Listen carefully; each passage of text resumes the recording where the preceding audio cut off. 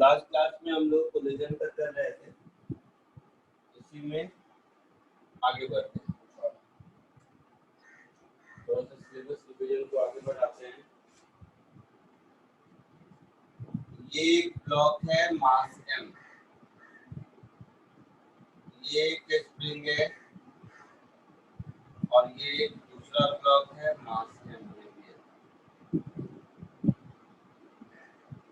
और ये natural length L0 है। ये हॉरिजॉन्टल प्लेन पर है, सब कुछ समझ रहे हो? ये हॉरिजॉन्टल प्लेन पर है। ब्लॉक बोल दो या मास बोल दो, जो ब्लॉक ऐसा मास बोल दो। ये मास m है, ये भी मास और ये हॉरिजॉन्टल सरफेस पर है। इसमें से ऊपर वाले को v0 वेलोसिटी इधर दिया गया है, स्प्रिंग के परपेंडिकुलर डायरेक्शन में, ठीक है? So find maximum extension, spring constant k है, maximum extension x in the spring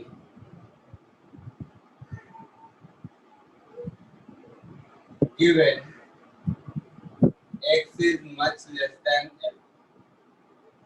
कोशिश करो।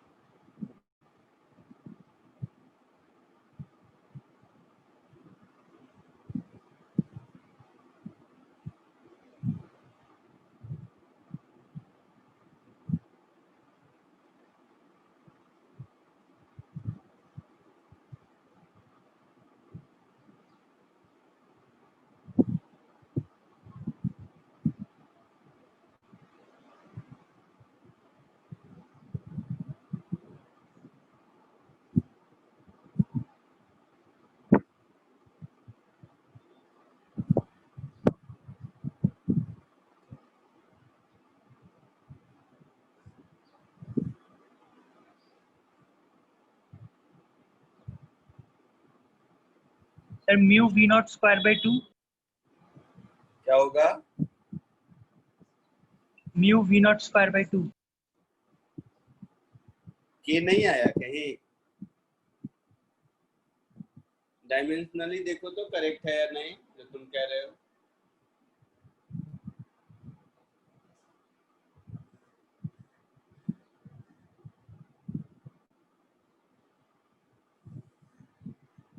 एक्स तो डिस्टेंस होगा, तो देखो डिस्टेंस का यूनिट आ रहा है जो आपका आंसर बता रहे हैं।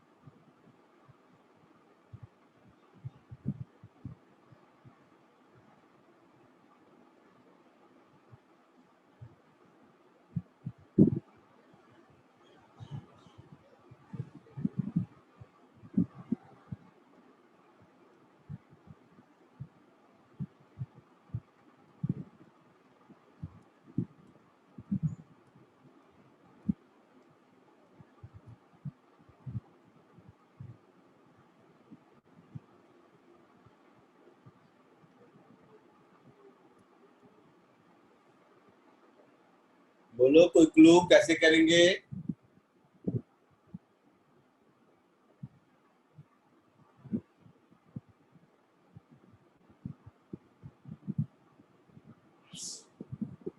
√3m/2k into v naught।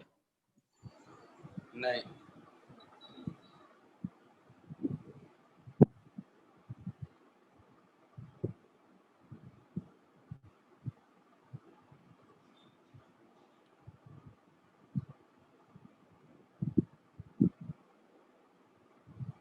नहीं मुझे सिर्फ ये बताओ, चलो सॉल्व तो ठीक है करेंगे, नहीं करेंगे बाद में, करेंगे क्या? मतलब कौन सी थ्योरी लगाएंगे, क्या थ्योरी लगाना चाहते हो और क्यों लगाना चाहते हो? Kinetic energy with respect to centre of mass conserve करेंगे। Kinetic energy with respect to centre of mass conserve करेंगे, तो उससे हो जाएगा। हाँ सर, टोटल एनर्जी स्टोर्ड होगा with respect to centre of mass का काइनेटिक एनर्जी और प्लस सेंटर ऑफ मास का काइनेटिक एनर्जी। तो इस एक इक्वेशन से दोनों हो जाएगा, तो इसमें तो आपका इस सिस्टम का स्पीड v भी आएगा, स्प्रिंग का इलोंगेशन x भी आएगा, तो दो वेरिएबल हो गए, उस एक से कैसे कैलकुलेट होगा?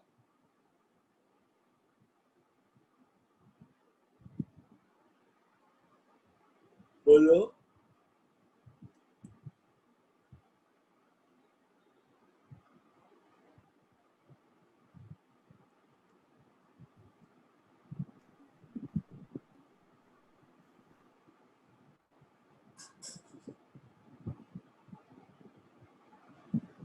Sir half mu v relative का स्क्वायर वाला फॉर्मूला लगाएंगे। हाँ, तो उस इक्वेशन में कितने वेरिएबल दिख रहे हैं आपको? एक ही है ना सर? एक्स। कहाँ देखिए,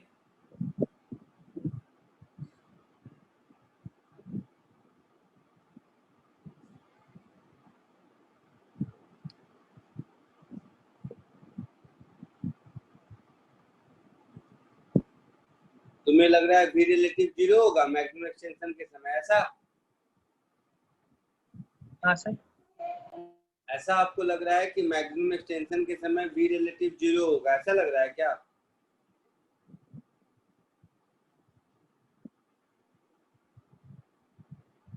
नहीं सर, 0 नहीं होगा, सही कह रहे हैं सर आप। नहीं होगा ना? तो फिर इसका मतलब, इसलिए मैं पूछ, सॉल्व तो करेंगे, थ्योरी क्या लगा रहे हो वो अप्रोप्रिएट है या नहीं इसको पहले जज करो, बाकी तो मैथ है तो कर लेंगे इक्वेशन सॉल्व। ये एक ही लाइन में रहता, अगर एक ही लाइन में मोशन होता तब कह सकते थे कि मैक्सिमम एक्सटेंशन में v रिलेटिव 0 है, लेकिन लाइन ऑफ मोशन अलग है तो ये कह पाना मुश्किल है ना।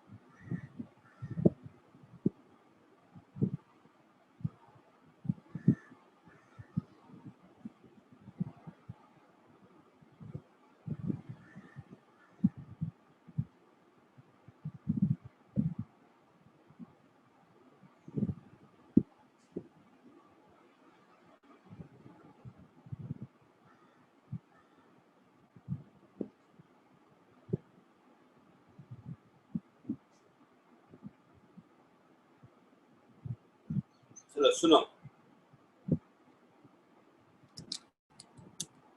ये स्प्रिंग किसी भी ओरिएंटेशन में रहे, सुनो ध्यान से, ये स्प्रिंग किसी भी ओरिएंटेशन में रहे, टेढ़ा हो जाए, ऐसा हो जाए, वैसा हो जाए, नेट फोर्स तो स्प्रिंग के लाइन में ही लगेगा 0, यस सर। है ना। इस सिस्टम पर नेट फोर्स हमेशा 0 होगा। Yes sir. और इस पर जो फोर्स लगेगा वो भी इसी स्प्रिंग से, इस पर जो इस लाइन में पर जहां कहीं भी सेंटर ऑफ मास होगा, उस सेंटर ऑफ मास के अबाउट दोनों फोर्स उसी लाइन पॉइंट से पास करेंगे, तो नेट टॉर्क 0 होगा। Yes sir. तो पहली थ्योरी हो गई कि net torque about centre of mass is 0। इसका मतलब ये हुआ कि सेंटर ऑफ मास के अबाउट एंगुलर मोमेंटम कंजर्व रहेगा, है ना। यस। अभी सेंटर ऑफ मास के अबाउट एंगुलर मोमेंटम कितना है, कौन बताएगा? चलो मैं नहीं बोलूंगा, कौन बताएगा? एंगुलर मोमेंटम अभी सेंटर ऑफ मास के अबाउट कितना है?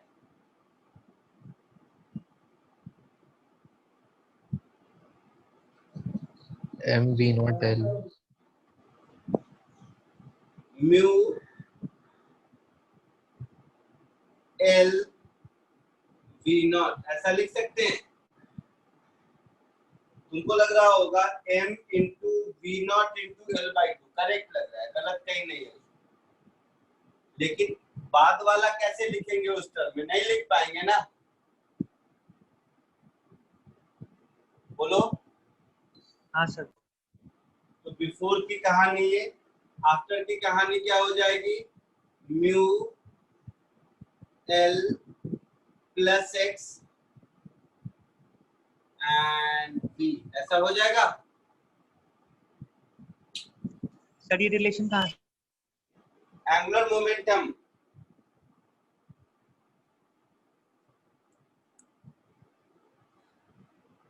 Angular momentum mu l v nought वाला, बोलिए।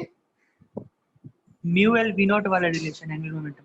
फर्स्ट वाला बोल रहे हो या सेकंड वाला बोल रहे हो? सर वो फॉर्मूला आया कैसे sir, mu l v not angular momentum को रिप्रेजेंट करने? अच्छा, कहां से आया तो बता देते। अगर ये फॉर्मूला नहीं लिखते तो m v not into L not by 2 लिखते। Yes sir. लिखते। स्प्रिंग मास सिस्टम में centre of I mean reduce mass का कॉन्सेप्ट क्या है, पहले ये बताओ।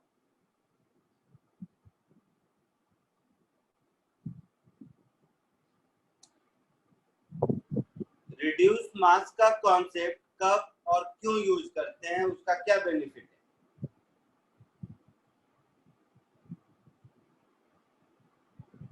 सेंटर ऑफ मास के फ्रेम में जब चीजें देखना होता है तो रिड्यूस मास का यूज करते हैं, और चूंकि एंगुलर मोमेंटम ऑलवेज कंजर्व होता है सेंटर ऑफ मास के। हाँ, तो उससे फायदा क्या होता है, मतलब क्वेश्चन के सिनेरियो में क्या चेंज हो जाता है?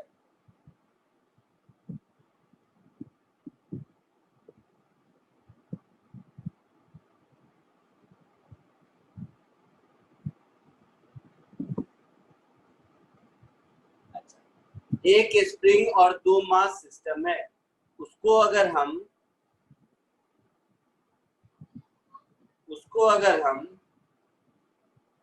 रिड्यूस मास में कन्वर्ट करते हैं तो दो के बदले एक मास आ जाएगा जिसकी वैल्यू म्यू होगी, आया ना। हाँ सर। और दूसरा एंड फिक्स हो जाएगा। हाँ सर। तो 2 मास प्लस 1 स्प्रिंग, ऐसा वाला system single mass plus spring system में कन्वर्ट हो जाता है विथ 1 एंड फिक्स, और फिर सॉल्व करना आसान होता है। यही फायदा है ना रिड्यूस मास का। हाँ सर। पक्का बोलो। सर ये वाला नहीं समझ। नहीं समझा, मैं इस क्वेश्चन को हटा देता हूँ, इसको 10 मिनट के बाद करेंगे। इस क्वेश्चन को 10 मिनट के बाद करेंगे। पहले तो बेसिक रिड्यूस मास के बेसिक क्वेश्चन को करते हैं, इसको करेंगे 10 मिनट बाद करेंगे। घबराओ फटाफट, जो बोलता हूँ फटाफट करते चलना। ये मास है कुछ भी m1, ये सब होगा। मैं आपके दिमाग में केवल एक चीज बताना चाहता हूँ, ये मास है m2, ये स्प्रिंग कांस्टेंट है कि ये नेचुरल लेंथ में है, इसको कुछ स्पीड दिया v, या इसको 1 कर दीजिए, इसको 1, इसको 2, इसको कुछ स्पीड दिया v1, find maximum extension in spring. जल्दी से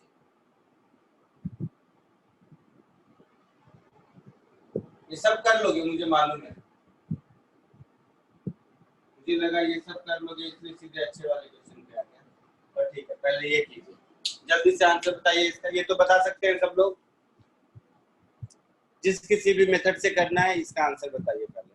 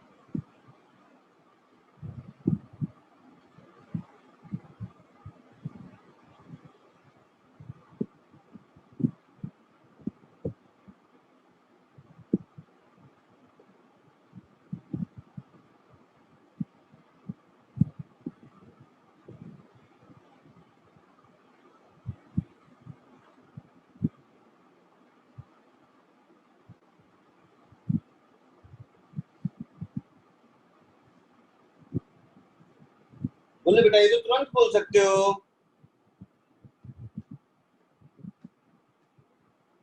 चलो मैं ही बताता हूँ, सब इधर देखिए। मेथड 1 नॉर्मल मेथड, जिस समय एक्सटेंशन मैक्सिमम होगा उस समय दोनों की स्पीड सेम होगी, हाँ या ना? हाँ तो momentum conservation m1 v1 is equal to m1 plus m2 into v। तो यहाँ से मुझे v मिल गया m1 v1 upon m1 plus m2। कोई दिक्कत? जल्दी, कोई दिक्कत नहीं। Energy conservation half m1 v1 square is equal to half m1 plus m2 into v square plus half kx square. यही x निकालना है मुझे, बोलिए। निकाल लिया। क्या बोल रहे हो बेटा? yes. आ गया answer, x equals to v under root m1 m2 by k m1 plus m2। हाँ वेरी गुड। 2 मिनट, मुझे एक चीज सिखा देता हूँ। तो ये हाफ हाफ हाफ गया, v की ये वैल्यू मैं यहाँ सब्स्टिट्यूट कर दूं, तो ये हो गया m1 v1 square is equal to m1 plus m2 into m1 square v1 square upon m1 plus m2 का whole square plus kx square. ऐसा होगा,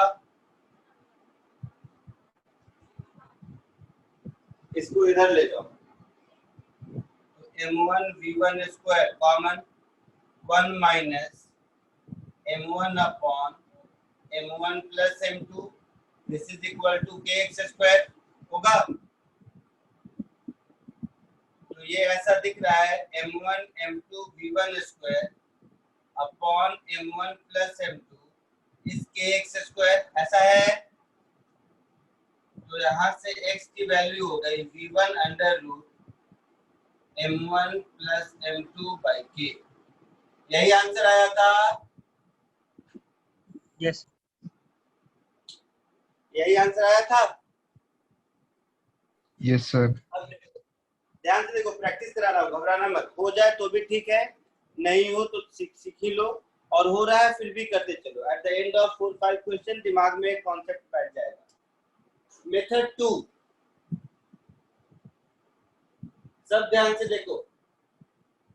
मैं क्या करता हूं, मैं इस सिस्टम को ऐसा बना देता हूं कि इसका एक एंड फिक्स्ड है, ये स्प्रिंग है, ये मास m है, m ये एक मास है, कुछ भी नाम दे देते हैं इसका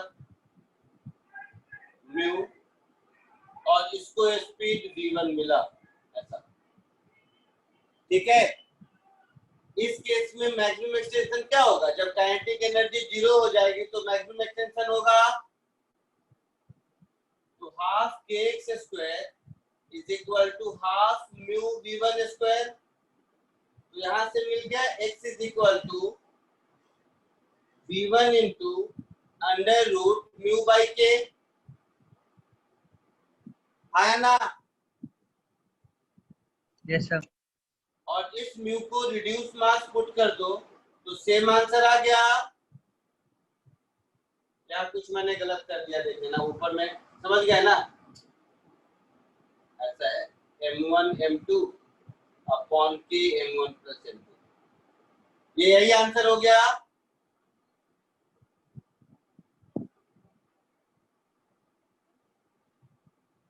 यही आंसर हो गया। हाँ सर।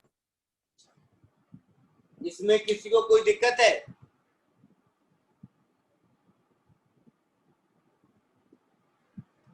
ये बात समझ में आई कि रिड्यूस मास करने से स्प्रिंग प्लस 2 मास सिस्टम को हम spring plus single mass system में कन्वर्ट कर पाते हैं, जिसको डील करना रिलेटिवली इजियर और छोटा होता है। हाँ या ना? हाँ सर। यस सब सर। लोगों को क्लियर हुआ? यस। अभी इसी को प्रैक्टिस करेंगे, नया मैं कुछ एक वर्ड नहीं कराने वाला। सेम क्वेश्चन रिपीट करो। इसको v1 इधर दिया, इसको v2 इधर दिया। सेम क्वेश्चन को रिपीट करो दोनों मेथड से।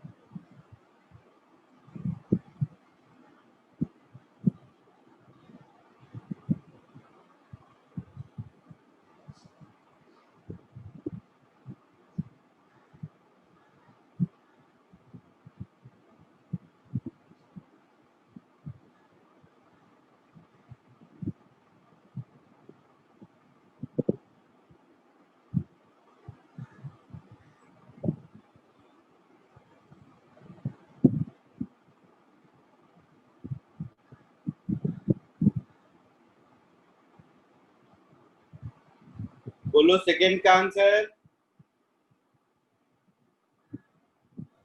Under root mu by k v1 square plus v2 square. गलत हो गया। जल्दबाजी मत करो, मैं फिर कह रहा हूँ, शॉर्टकट अभी मत लगाओ, लास्ट में तुम बेसिक मेथड से करो, क्योंकि इस शॉर्टकट के साथ यही प्रॉब्लम है, हर किसी को लगता है आता है और गलत लगा लेता है। बेसिक मेथड से करो, फिर सेकंड मेथड से करो। V under root n by 2k.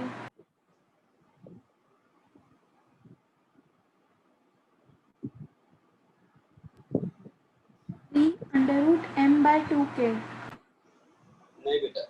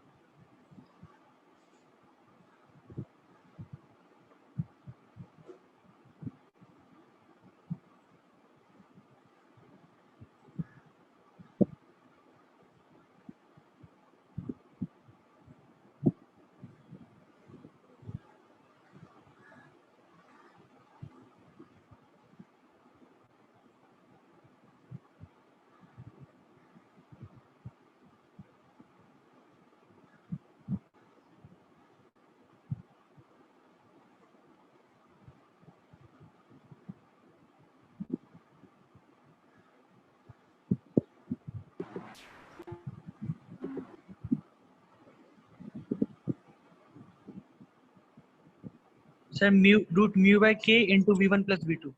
हाँ ये सही है।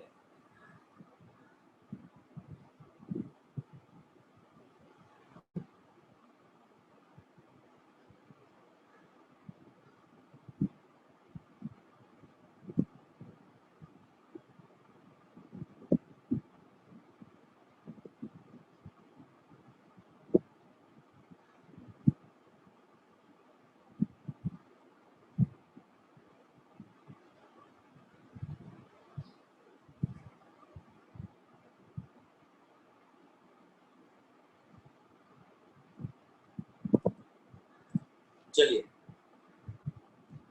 बेसिक मेथड से आइए। मोमेंटम कंजर्वेशन में v1 वेक्टर इधर है, v2 वेक्टर इधर है, तो इनिशियल मोमेंटम हो जाएगा m1 v1 minus m2 v2, ऐसा हो जाएगा। तो यहाँ पर माइनस m2 v2 ऐसा हो जाएगा। बोलिए। Yes sir.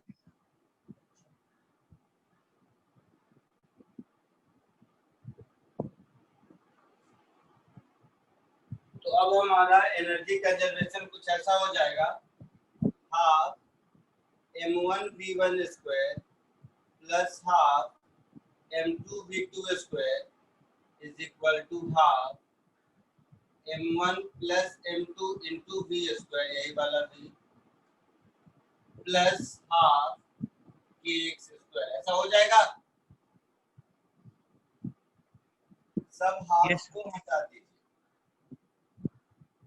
तो m1 v1 square plus m2 v2 square, v यहाँ पर पुट करेंगे तो देखिए m1 v1 minus m2 v2 का whole square upon m1 plus m2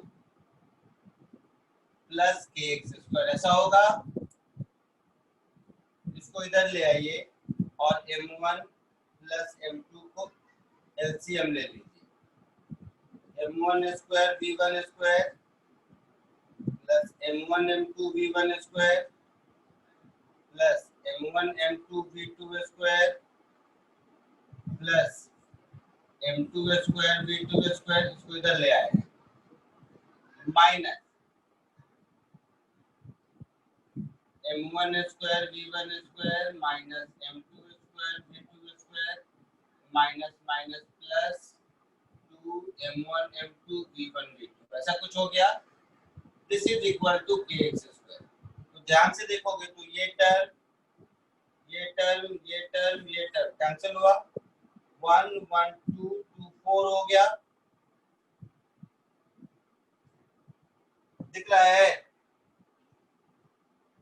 m1 m2 v1 square m1 m2 v2 square और यहाँ पर 2 m1 m2 v1 v2 है, मतलब ये हो गया m1 m2 v1 plus v2 का whole square divided by m1 plus m2 is kx square, isn't it? So finally our answer is x is equal to v1 plus v2 under root m1 m2 upon m1 plus m2 divided by by k। यही answer आया आप लोगों को? Yes, sir. सबको यही आया? अब आओ, इसको अगर मेथड 2 से समझे, मतलब इस 2 स्प्रिंग मास सिस्टम को मैं सिंगल स्प्रिंग मास सिस्टम में कन्वर्ट कर देना चाहता हूं। तो एक एंड को फिक्स कर दिया स्प्रिंग का स्प्रिंग कांस्टेंट के। अब देखो ये स्प्रिंग किस रेट से इलोंगेट हो रहा है? v1 प्लस v2 से इलोंगेट हो रहा है, आया ना? Yes sir. तो इस सिंगल मास की स्पीड हो गई v1 प्लस v2, और ये वही कहानी। तो v1 की जगह v1 प्लस v2 पुट कर दीजिए, एक बार में आ गया।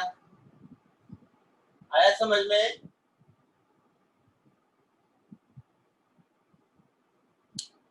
ये बात समझे? Yes. Moral of the story, अगर स्प्रिंग प्लस 2 मास सिस्टम है तो दोनों में से एक मास को वैल्यू म्यू असाइन कर दो। स्प्रिंग किस रेट से इलोंगेट हो रहा है, जिस किसी भी डायरेक्शन में, वो उसकी वेलोसिटी असाइन कर दो, और वो हो गया spring plus single mass system, जिसका कि एक एंड फिक्स्ड हो गया। अब डील करना आसान होगा। Am I clear? यस। अब फटाफट केवल मुझे आंसर बता दे चलो।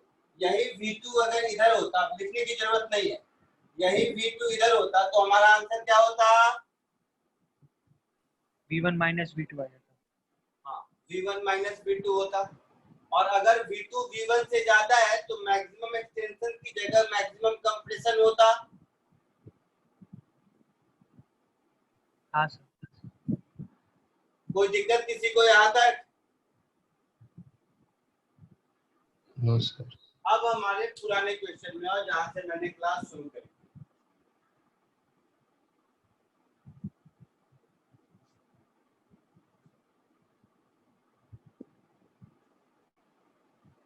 तो जिस क्वेश्चन से मैंने क्लास शुरू करी थी उस क्वेश्चन पे मैंने क्या कहा था आपको कि ये एक मास है m, ये एक स्प्रिंग है, और ये एक मास है m, इसको वेलोसिटी v0 दिया, इसका लेंथ l0 है, स्प्रिंग कांस्टेंट k है, आपको एक्सटेंशन x ढूंढना है, गिवन दैट x l0 के रेस्पेक्ट में बहुत छोटा है। अब कर लोगे शायद, या मैं करूं? क्या करोगे? इस एंड को फिक्स कर दो, इस मास को म्यू वैल्यू असाइन कर दो, और ये v0 ही रहने दो। फिर एक बार उसमें पहले क्या करते थे? मोमेंटम कंजर्वेशन, लीनियर मोमेंटम, और फिर एनर्जी, इसमें एंगुलर मोमेंटम और एनर्जी कंजर्व कर दो। अटेम्प्ट करोगे या मैं करूं? सर एक बार वापस ट्राई करते हैं। कीजिए।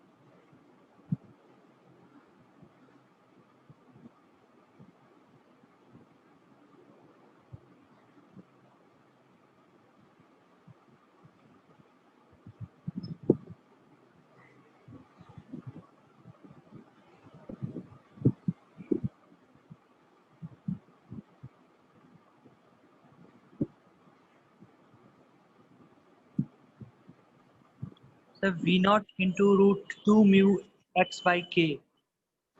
नहीं नहीं,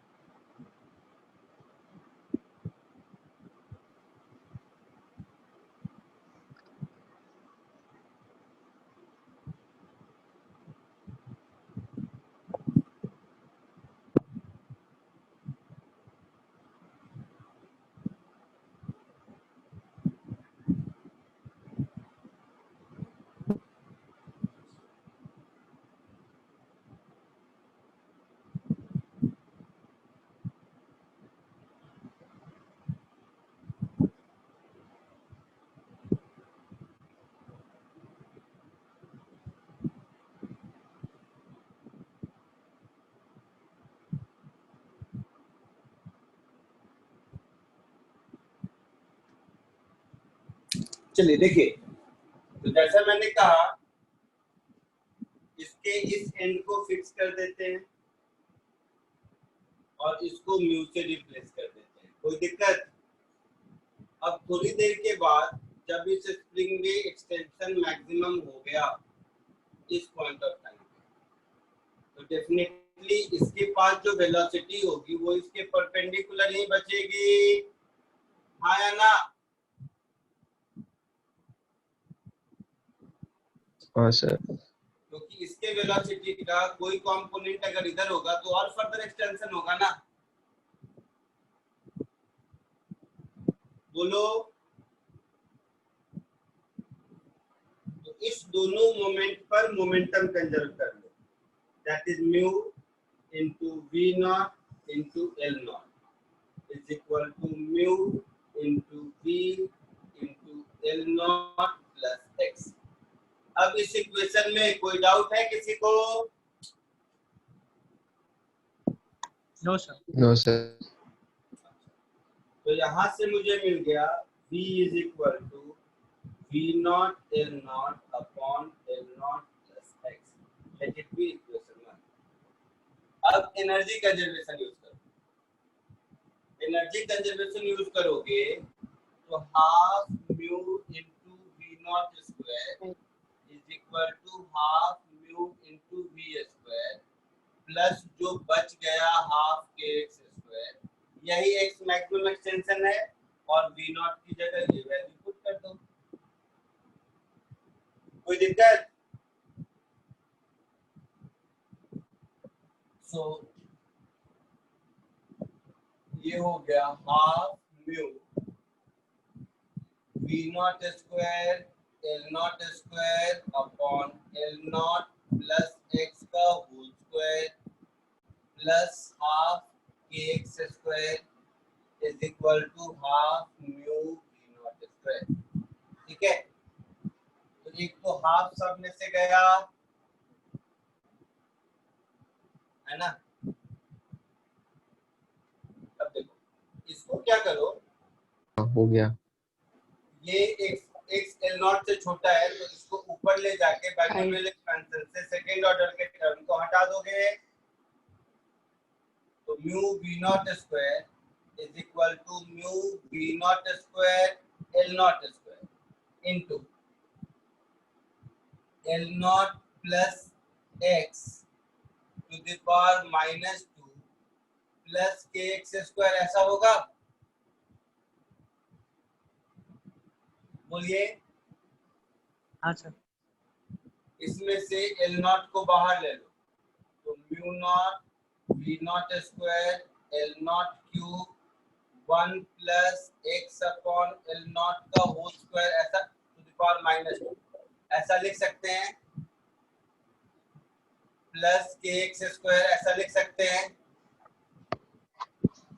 है ना। अब इसको इधर ले जाओ, हो जाएगा सॉल्व या मैं करूं? हो जाएगा। अब कुछ नहीं बचा, हो जाएगा, बोलिए।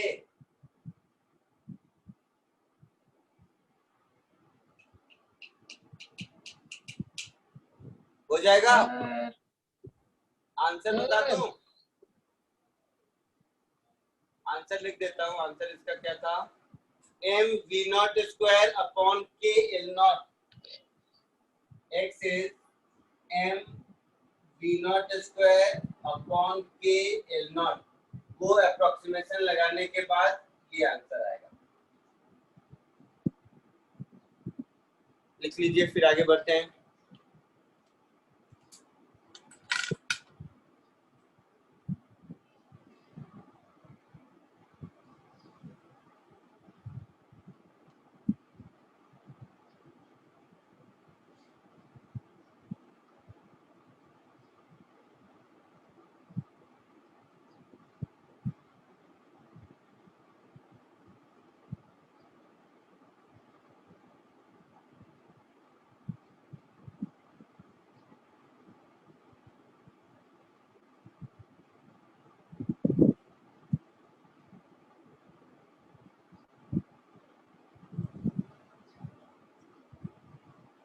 इरेज करूं, आगे बढ़े?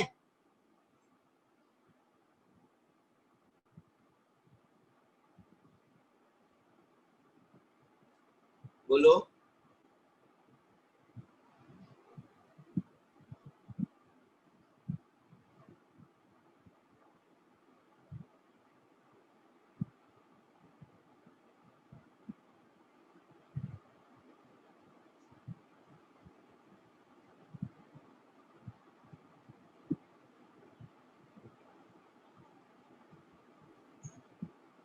Noted.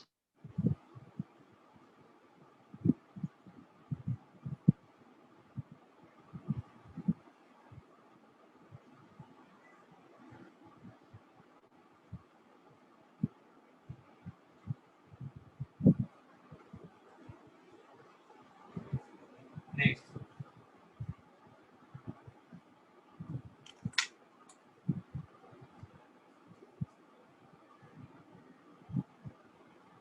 ये एक हेमिस्फीयर है, ऐसा सॉलिड है। ये एक सॉलिड हेमिस्फीयर है, ठीक है। ये ऐसे रखा हुआ है, तो डायग्राम मेरा गलत हो गया।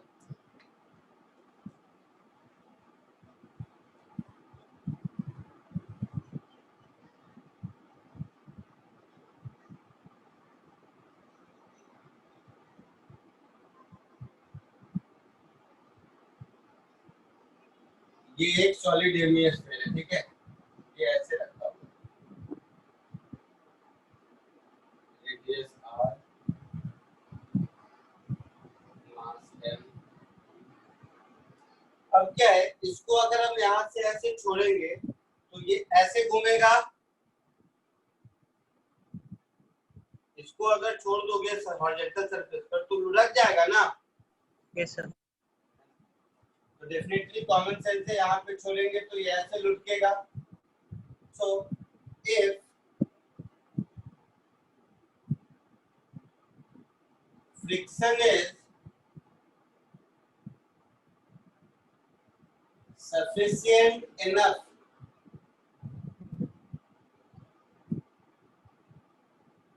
to prevent slipping, then find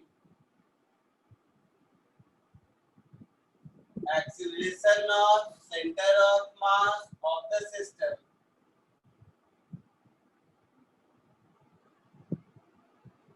just after its release.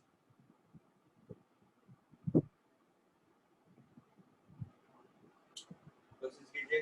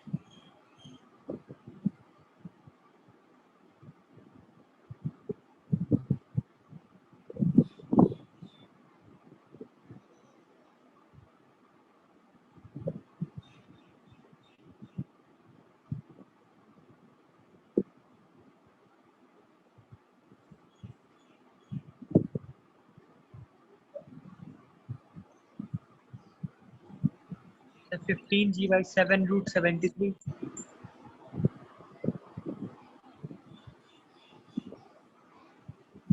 नहीं, डिनोमिनेटर गलत है और बहुत ज्यादा गलत है। एक बहुत बड़ा वाला टर्म मिस कर रहे होते हैं।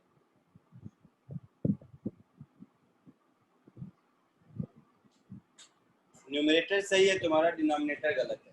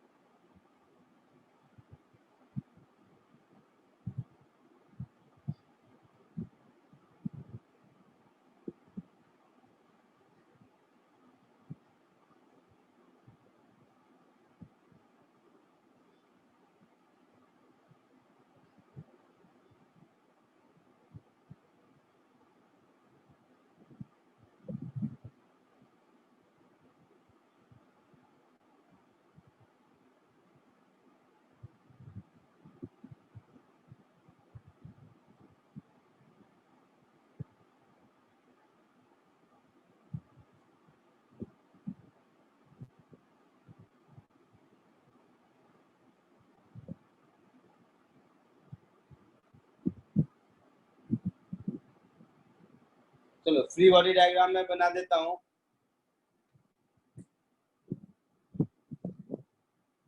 इसका सेंटर ऑफ मास कहाँ होगा? यहाँ होगा कहीं, होगा? हाँ sir. Yes. 3r/8. Centre of मास कितने डिस्टेंस पर होता है? 3r. 3r/8. 3r/8।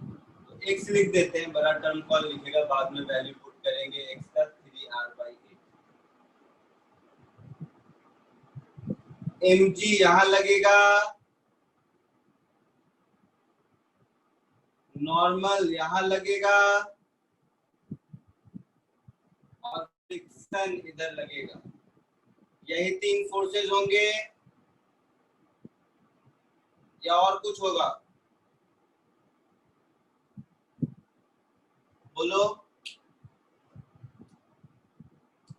हाँ सर यही इसके अलावा और कोई फोर्स है? तो सर तो friction is equal to mass into centre of mass का एक्सीलरेशन अलोंग एक्स। इस सेंटर ऑफ मास के पास क्या होगा? एक्स में एक्सीलरेशन होगा और रोटेशन की वजह से ऐसे आर अल्फा इधर होगा, है ना। आर मतलब ये जो भी डिस्टेंस है वाई बोल देते हैं, तो वाई इंटू अल्फा इधर होगा, है ना। हाँ सर। पक्का? तो ये एक एक्सीलरेशन हुआ। अब ये तो टॉर्क वाला एक्सीलरेशन होगा, तो torque is equal to I alpha. इस पॉइंट के बाद टॉर्क लिखेंगे तो एन की जरूरत नहीं है, एफ की जरूरत नहीं है ना। बोलिए। हाँ सर। टॉर्क तो केवल mg का होगा। कितना होगा? तो ये एंगल अगर थीटा है, ये डिस्टेंस अच्छा वाई तो मैंने लिख ही दिया, वैल्यू बाद में पुट करेंगे। तो mg sin theta into y, this is equal to I alpha, होगा ना। बोलिए। हाँ सर। तो इन दोनों से मुझे y मालूम है, मतलब मैं सिर्फ वैल्यू लिखा हूँ। ये x और r सब पता है, मतलब y भी मालूम है ना। y थीटा सब पता है मुझे। हाँ सर। और अगर ध्यान से देखेंगे तो ये mg इंटू एक्स ही तो होगा y sin theta. y sin theta की वैल्यू तो x के बराबर ही होगी ना बेटा। हाँ सर 3r/8 के बराबर। सब लोग समझ रहे हो कि मैं ही बोले जा रहा हूँ? नहीं सर समझ रहा है। ये y sin theta is nothing but x only ना। ये देखने में बड़ा लग रहा है, बहुत छोटा इक्वेशन है, कहने का ये मतलब। तो इन दोनों से मुझे क्या क्या मिलेगा? ये x मिल जाएगा, मुझे अल्फा मिल जाएगा। तो सेंटर ऑफ मास के पास ट्रांसलेशन की वजह से एक्सेलरेशन होगा और रोटेशन की वजह से एक्सेलरेशन होगा, और इन दोनों का रिजल्टेंट टोटल एक्सेलरेशन होगा।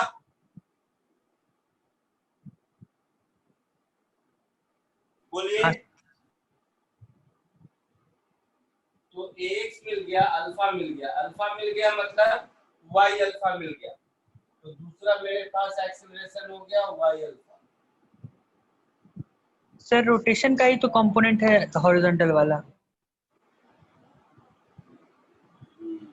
फ्रिक्शन है तो स्लाइड करने रहा। 2 मिनट में आते हैं, 2 मिनट में आते हैं, बताता हूं। बिल्कुल सही बोले, बट 2 मिनट में बोलता हूं। तो ये एंगल अगर थीटा है तो ये एंगल कौन सा एंगल थीटा होगा? ये 90 माइनस थीटा, ये शायद थीटा होगा। अच्छा देख लेंगे जो भी होगा। एक कौन किसका कौन एक्स और अल्फा मुझे मिल जाएगा।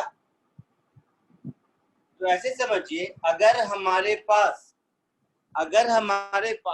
प्योर रोलिंग है, मतलब स्लाइडिंग नहीं है, इसका मतलब है कि सेंटर ऑफ मास जो भी होगा वो सर्कुलर मोशन में होगा।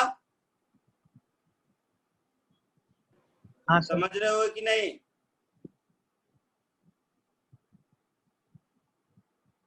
हाँ सर।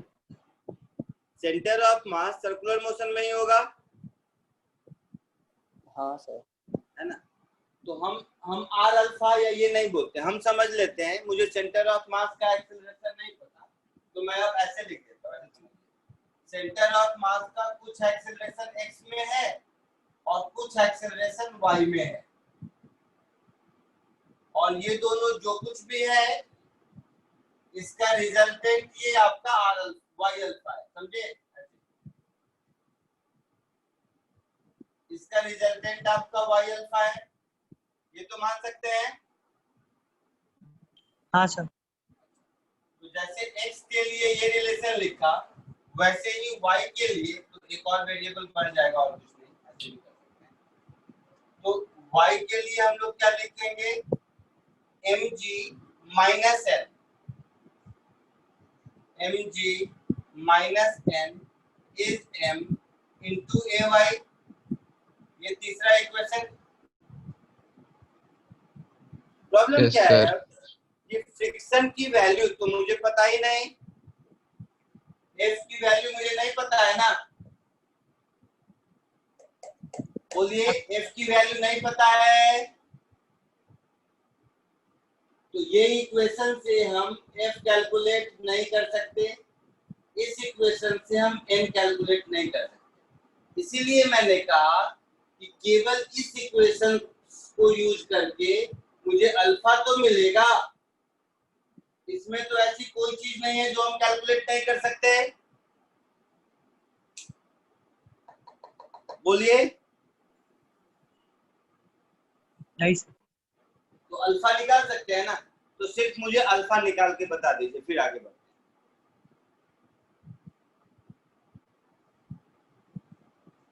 सिर्फ मुझे अल्फा निकालिए, फिर आगे बढ़ते हैं।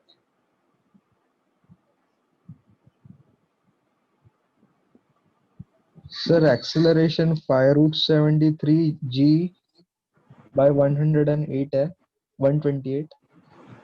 नहीं, 128 भी नहीं है। सर अल्फा है 15/56 जी बाई आर। 15g√73 आया, डिनोमिनेटर में 448 है।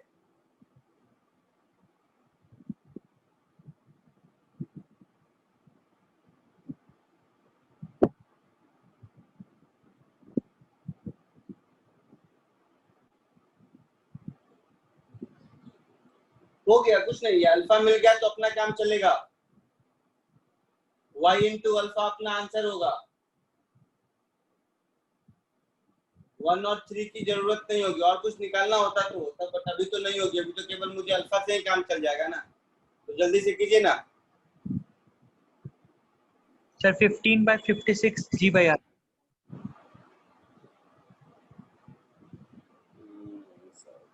देखते हैं क्या आंसर, 2 मिनट रुक जाओ, सॉल्व भी कर देता हूँ।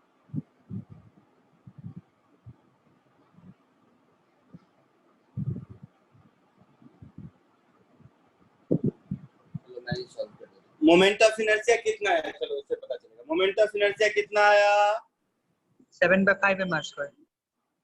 7/5 सही आया। हाँ, फिर तो आ जाना चाहिए।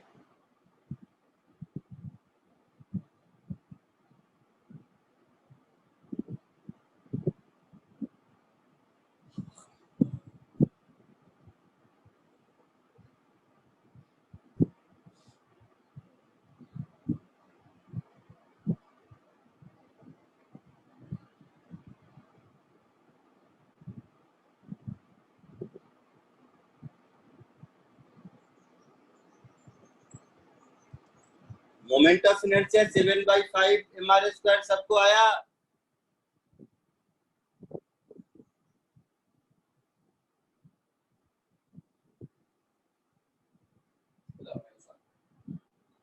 mg रहने देता हूँ, y sin theta is nothing but x is 3r/8 is equal to I हाँ सर, आ गया। 7/5 mr² into अल्फा मालूम नहीं, तो देख लो पहले तो जरा सा, ये एक r गया, ये एक m गया, तो अल्फा की वैल्यू कितनी हो गई,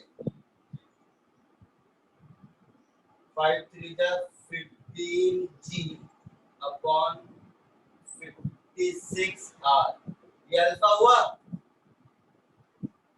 बोलो ये अल्फा Yes, sir. हुआ।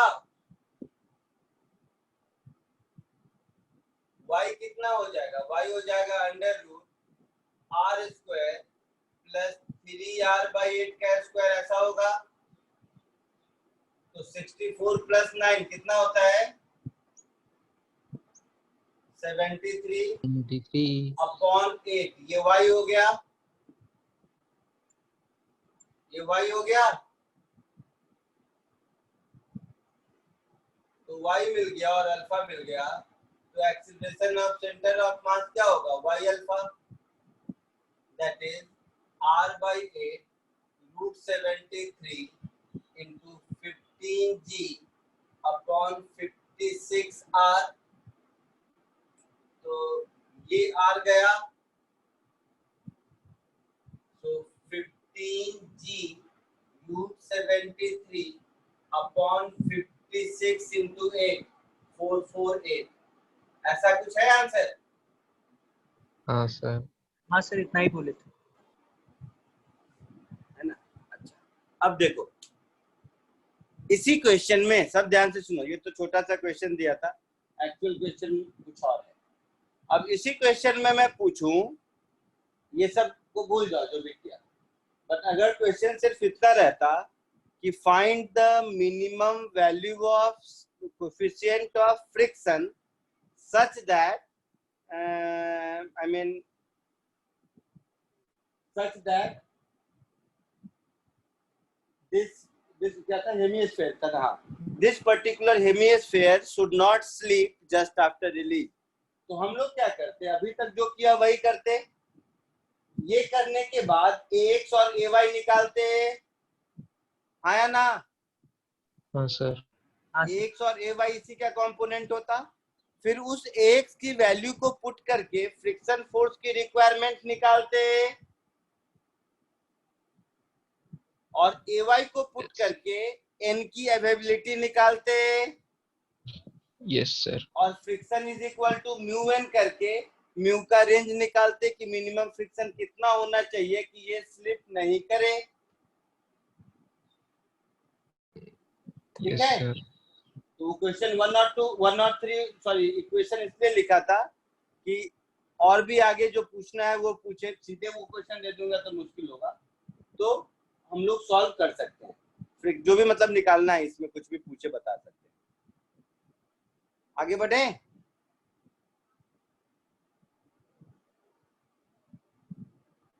इरेज करूं, बोलो।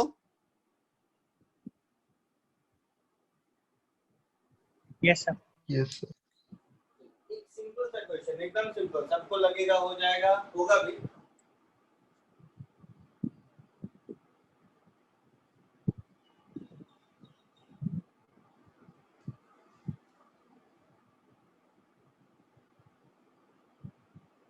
एकदम सीधा सा question,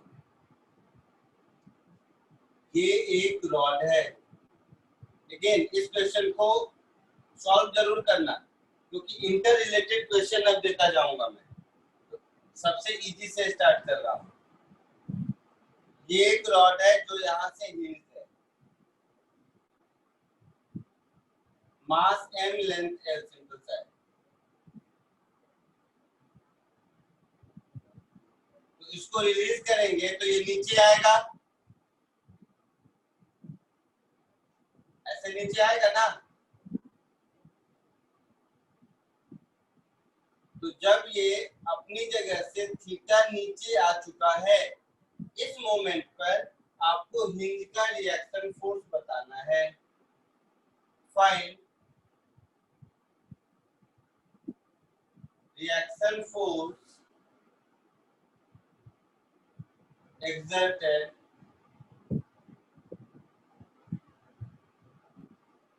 by the hinge on the rod at the moment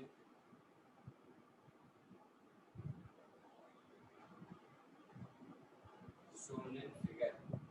question समझने में किसी को दिक्कत है? इस रॉड को ऐसे छोड़ेंगे तो नीचे आएगा, तो जब ये हॉरिजॉन्टल से थीटा नीचे आ गया है उस मोमेंट पर हिंज कितना रिएक्शन लगा रहा है ये आपको बताना है।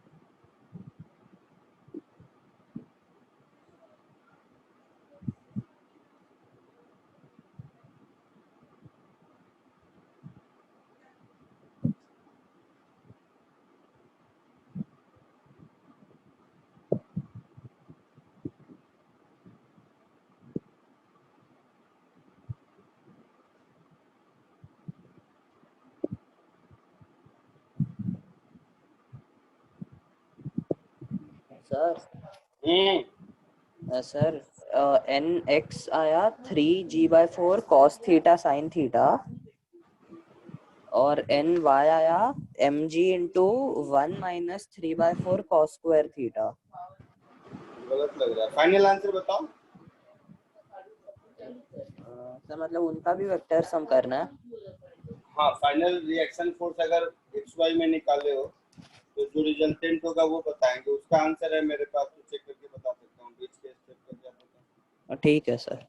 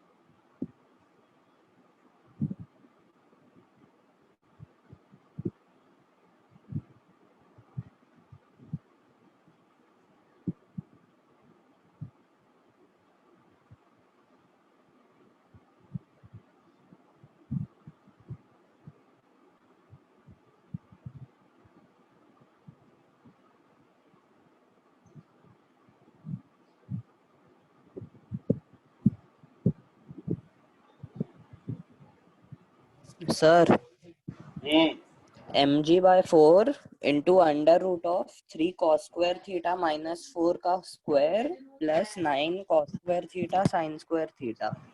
नहीं, इतना लंबा नहीं है। अच्छा आंसर बता देता हूँ, मेरे को आंसर लिख देता हूँ। आंसर दिया था, एक सेकंड।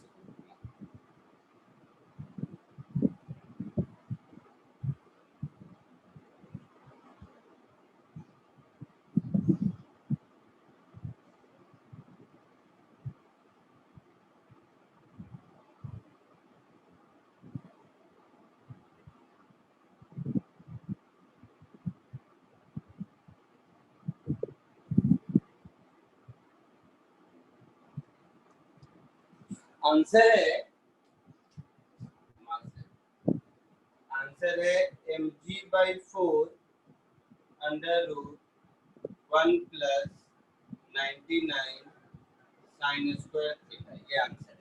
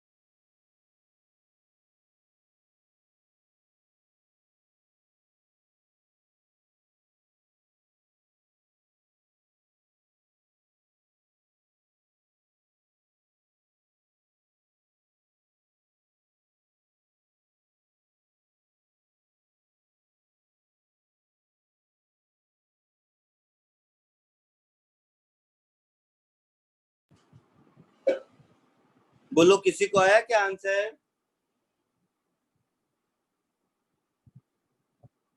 किसी को नहीं आया? सुनो, सिमिलर क्वेश्चन है जैसा पहले दिया था। सुन रहे हो सब लोग?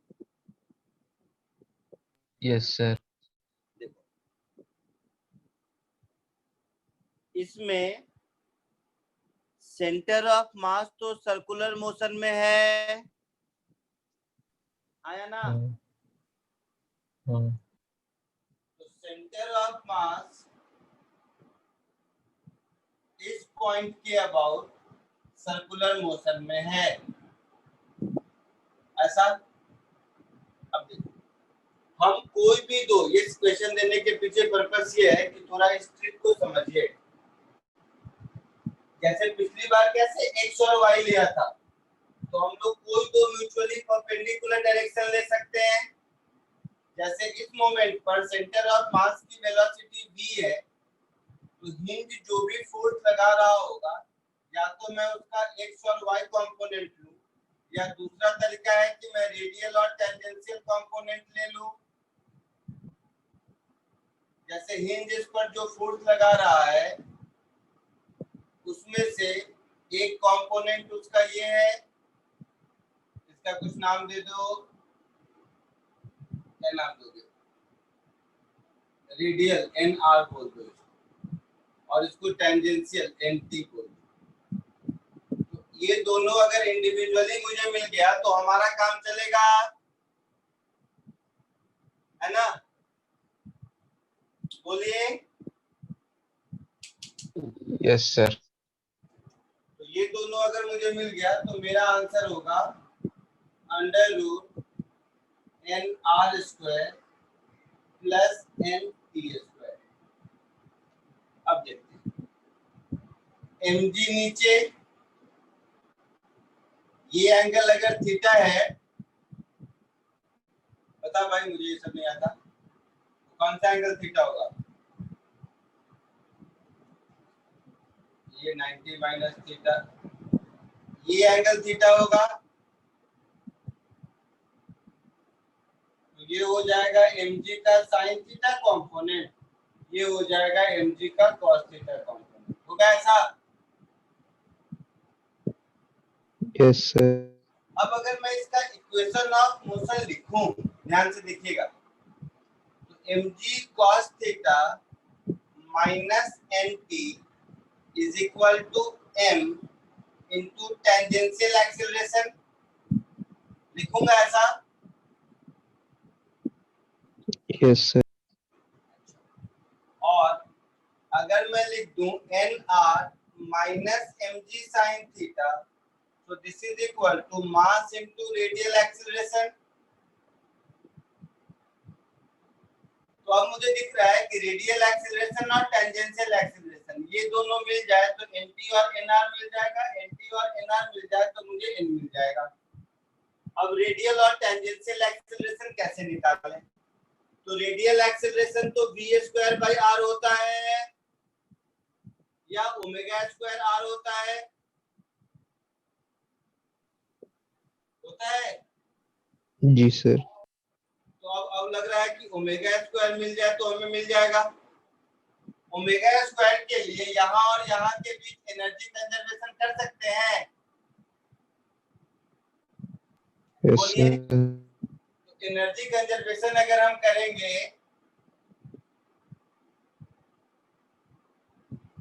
तो लॉस इन पोटेंशियल कितना होगा? जल्दी बोलो।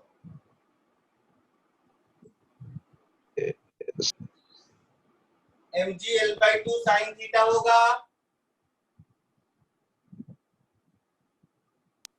हाँ, आया ना?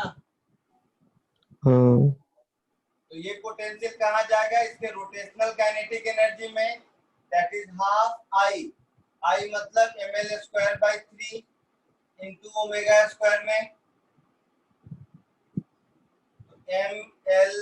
ml गया तो ओमेगा की वैल्यू कितनी हो गई? ये हाफ भी गया, 3g sin theta upon L, ये ओमेगा स्क्वायर की वैल्यू हो गई,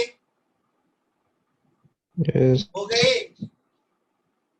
देखना इसमें कहीं कुछ कैलकुलेशन मिस्टेक तो नहीं है ना, 3g sin theta by L नहीं है। no sir, अब इस ओमेगा स्क्वायर को देखो कैसे मिलता जाएगा, इस ओमेगा स्क्वायर को यहाँ सब्स्टिट्यूट कर दिया तो रेडियल एक्सेलरेशन मिल गया कितना, तो 3g sin थीटा बाई 2 मिल गया।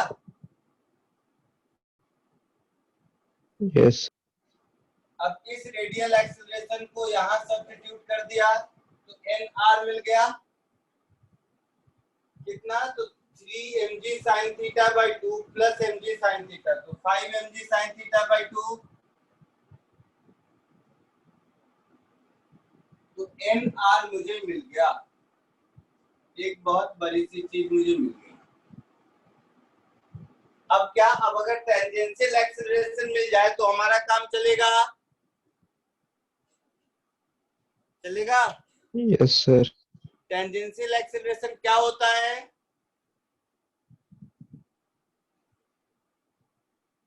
L by 2 into alpha, बोलो बोलो, L by 2 into alpha, L by 2 into alpha. Alpha क्या होगा, torque upon I yes sir, होगा। तो इस मोमेंट पर अगर हम टॉर्क लिखेंगे तो टॉर्क मेरा होगा mg cos theta into L by 2 is I alpha, that is ml square by 3 into alpha. ये टॉर्क का इक्वेशन समझ आया, yes sir, तो ये टॉर्क का इक्वेशन समझ आया, मतलब यहाँ से आपको अल्फा की वैल्यू मिल जाएगी 3g cos theta by 2l, alpha मिल गया, अल्फा मिल गया मतलब टेंजेंशियल एक्सेलरेशन r अल्फा मतलब l बाई 2 इंटू अल्फा, समझ रहे हो। तो 3g cos theta by 4 tangential acceleration मिल गया,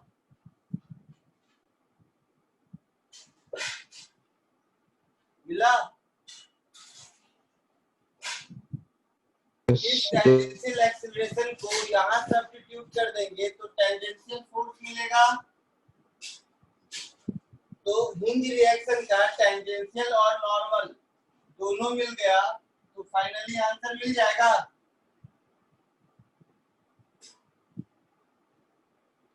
yes sir, बोलिए, तो जरा जल्दी से आंसर तक पहुंच के देखिए आता है या नहीं। और मैं फिर कह रहा हूं, मैं ये क्वेश्चन नहीं दे रहा हूं, मैं ये क्वेश्चन इसलिए दिया कि दूसरा क्वेश्चन सॉल्व हो सके। एक्चुअल क्वेश्चन पे अब आते हैं, बट आप सीख लीजिए, सिखाना पर्पस है इसलिए यहाँ तक पहले कीजिए।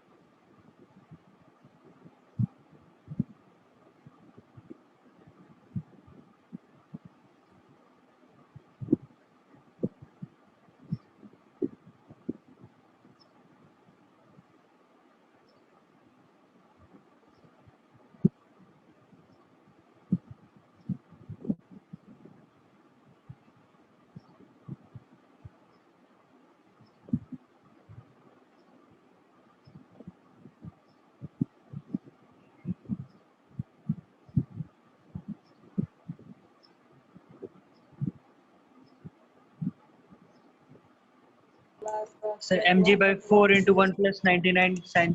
हाँ, जो आंसर बोला था वो आया हाँ सर आ गया। पक्का? इरेज करूं?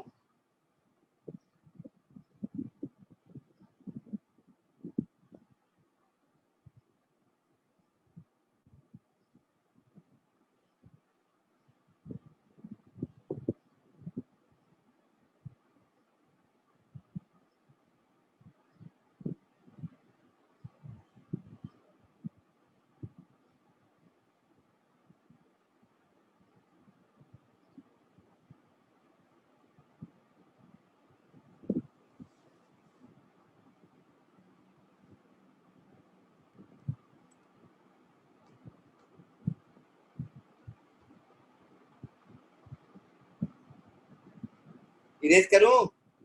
सबका हुआ?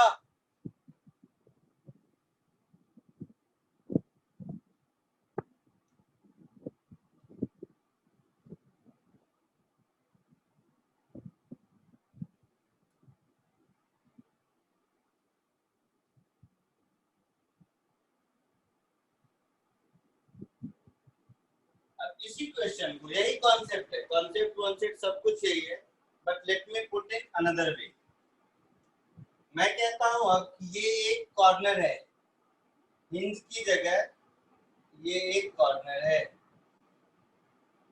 कॉर्नर मतलब ऐसे समझो, जैसे दिखेगा नहीं, जैसे मान लो ये एक टेबल है, तो टेबल के कॉर्नर पे अगर मैं इस मार्कर को छोड़ दूं तो ये नीचे गिरेगा, लेकिन अगर छोड़ेंगे तो ये यहाँ से कांटेक्ट थोड़ी ना छूटेगा, थोड़ा दूर नीचे आएगा, फिर कांटेक्ट छूटेगा, फिर स्लिप होगा ना। समझ रहे हो मैं क्या कह रहा हूँ? मान लो ये टेबल का एज है मेरा हैंड, यहाँ पर मैंने एक मार्कर को रखा और छोड़ दिया, तो मार्कर के इस मेरे हाथ से स्लिप होने के प्रोसेस में कुछ देर तो ये कांटेक्ट में रहेगा, तब नीचे आएगा, और तब स्लिप होगा तो ऐसे गिरेगा। आया ना?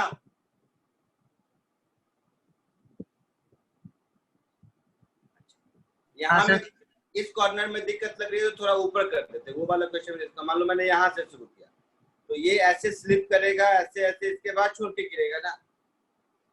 तो ये टेबल का कॉर्नर है और वही रॉड है जो पहले था।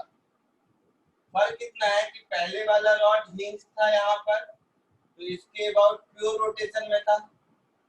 अब इसको यहाँ से गिराएंगे, छोड़ेंगे, तो सर्टेन एंगल पर जाके ये स्लिप करके नीचे गिर जाएगा।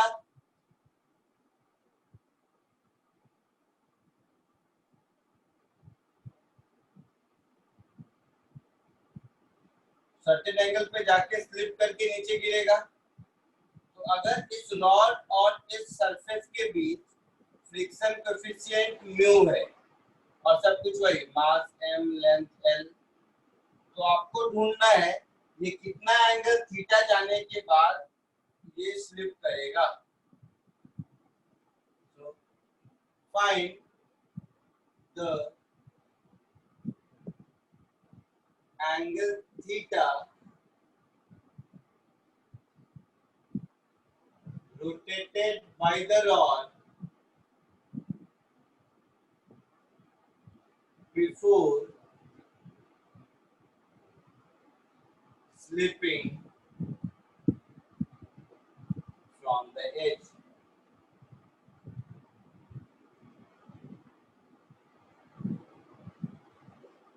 फ्रिक्शन कोएफिशिएंट म्यू है, जितना ज्यादा फ्रिक्शन होगा उतना ज्यादा एंगल ट्रैवल करेगा। फ्रिक्शन बहुत ज्यादा होगा तो हो सकता है कि और भी ज्यादा एंगल ट्रैवल करे।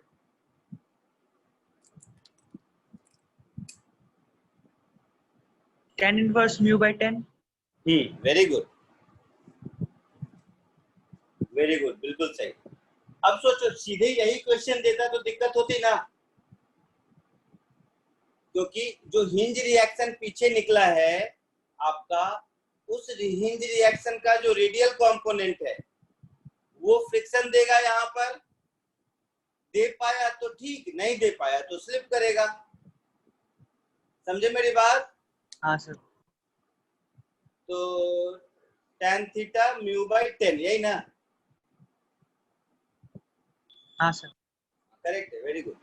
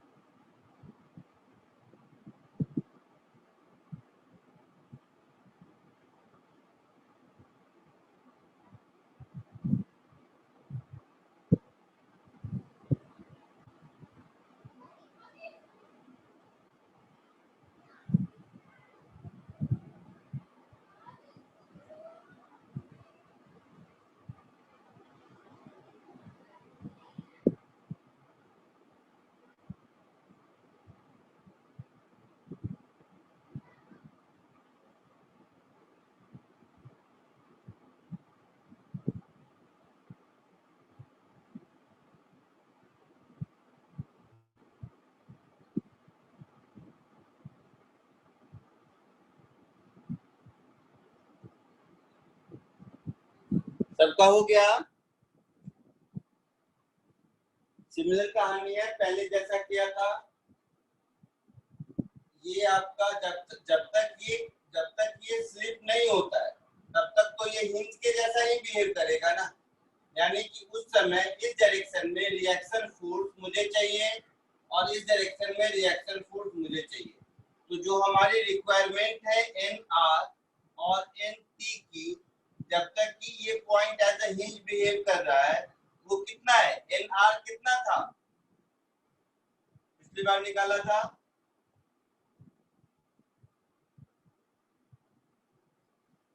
एन आर की वैल्यू पिछली बार कितनी आई थी?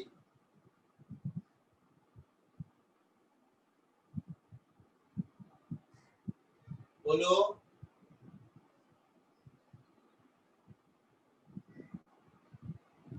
mg cos थीटा by 4 और m रेडियल का 5mg sin थीटा by 2। ये आया था mg cos थीटा by 4 और ये आया था 5 mg sin थीटा by 2, ऐसा? हाँ सर। तो जब ये पॉइंट ऑफ कांटेक्ट इतना एन आर देना बंद कर देगा, कहां से देगा? फ्रिक्शन देगा, है ना? सो स्लिप करने के लिए फ्रिक्शन का maximum value should be greater equal to N R हो जाएगा, तो स्लिप कर जाएगा, है ना? और फ्रिक्शन का मैक्सिमम वैल्यू क्या होगा? तो mu times n T greater equal to N r. तो mu should be greater equal to N r upon n t. N r मालूम है और एन टी भी मालूम है, दोनों वैल्यू पुट कर दीजिए। तो दोनों वैल्यू पुट करेंगे एन आर की, तो ये हो जाएगा mg/4। बोलो कितना हो जाएगा? cos बाई साइन, पहले तो cot थीटा हो जाएगा और 5 2 जा 10, ऐसा हो जाएगा। तो यहां से मुझे मिलेगा cot theta should be less than equal to 10 mu, है ना? मतलब tan theta should be greater equal to 0. कुछ गलत कर दिया क्या?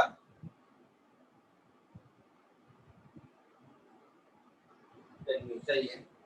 तो कॉट थीटा इतना है तो 1/tan थीटा इतना होगा, बट म्यू बाई 10 आना चाहिए। NR और NT सही बोला है आप लोगों ने? सर ये रिलेशन उल्टा लिखे, mu N T equals to mu N R होगा ना सर? नहीं, फ्रिक्शन क्या होता है? Mu into normal. नहीं सर, नहीं सर, रिलेशन उल्टा है, रिलेशन उल्टा है। एन आर की जगह एन टी होगा। कहाँ पे बेटा? यहाँ? सबसे ऊपर, सबसे ऊपर। अच्छा ये वाला ना, ये T और R होगा ऐसा? हाँ सर। ये T और R होगा, तो ये हो जाएगा मेरा tan थीटा बाई 10 हो जाएगा शायद। NR की जगह इसको पुट कर दो तो 10 tan थीटा हो जाएगा ऐसा, 10 into tan थीटा। तो यहाँ से मुझे मिलेगा tan theta should be less than equal to mu by 10। तो मैक्सिमम थीटा मेरा हो जाएगा tan इनवर्स 0.1 म्यू। आया समझ में?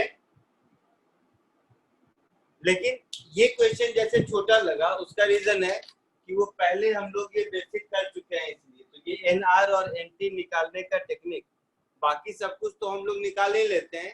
हिंज रिएक्शन बहुत रेयरली पूछा जाता है, तो हिंज के रिएक्शन से रिलेटेड क्वेश्चन करोगे तो उसमें बाकी चीजें ऑटोमेटिकली कवर हो जाती है। ठीक है सर वो स्टेप नहीं समझा। Mu N T greater than equal to N R क्यों रहेगा? जो फ्रिक्शन फोर्स है यहाँ पर, अगर हिंज है तब तो एनआर और एनटी है। तो जब तक ये उस पॉइंट के साथ कांटेक्ट में है तब तक वो पॉइंट का फ्रिक्शन वो एनआर दे रहा होगा। एनआर और एनटी क्या हो गया? हिंज की रिक्वायरमेंट हो गई, यही हुई ना? बोलो। प्योर रोटेशनल मोशन अगर हो रहा है टिल दैट मोमेंट, तो वहां पर जो भी पॉइंट ऑफ कांटेक्ट है वो इतना फोर्स लगा रहा होगा, हाँ या ना?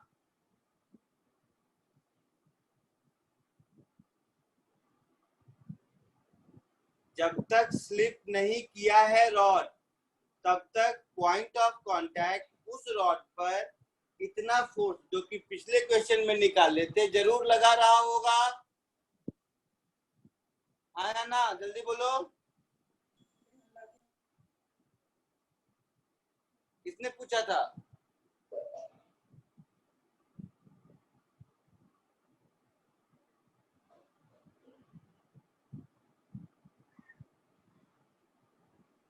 बोलो, जिसने पूछा था बताओ, समझा कि नहीं?